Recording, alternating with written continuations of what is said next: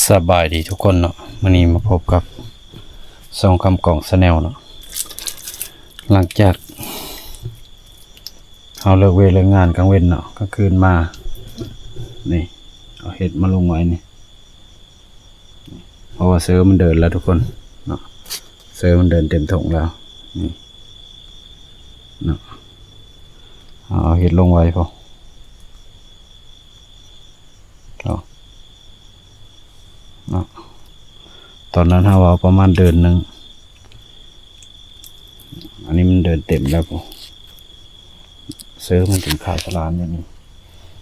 ใส่กระตาเอามันยัดใส่โมงอันนี้มันเป็นแถวเนาะนี่มาทำงานกับทุกคนไปทำงานนำกัน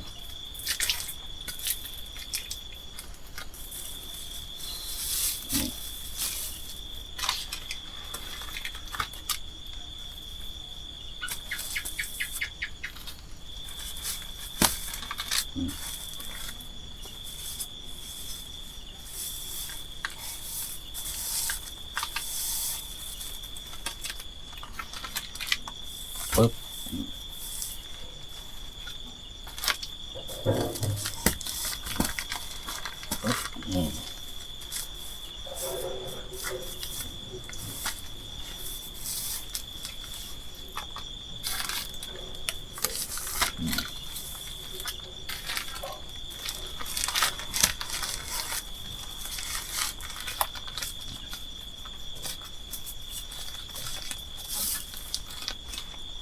ใส่แบบนี้จะเต็มชุดเสื้อเลยนะทุกคน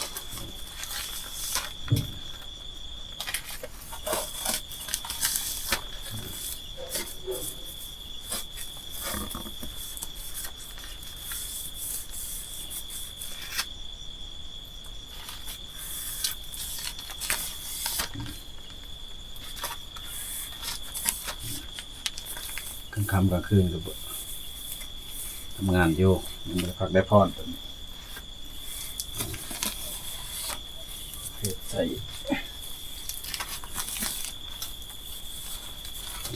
เรียบร้อยเอาก็ได้เลนถงไปที่เรียบร้อยทุกคนนี่นะ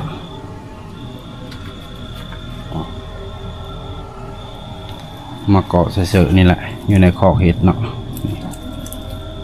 ทางนี้กันแล้วเลยทุกคนตอนนี้จักโมงน่าจะประมาณ10 โมง 11 โมงก็คืนนี้แหละกลางเว้นเฮ็ดเฮินตัวเองเนาะกลางคืนมากอะนี่เอาเฮ็ดเข้ามาไว้ในคอกทางนั้นก็เต็มอยู่เนาะฝากกดติดตามกดไลค์กดแชร์หน่อยเด้อทางเฟซทาง YouTube คนคำกองแนลเนาะกลางคืนบรรยากาศในเฮิร์นเฮ็ดเนาะไปสำหรับคลิปนี้ขอตัวลาไปก่อน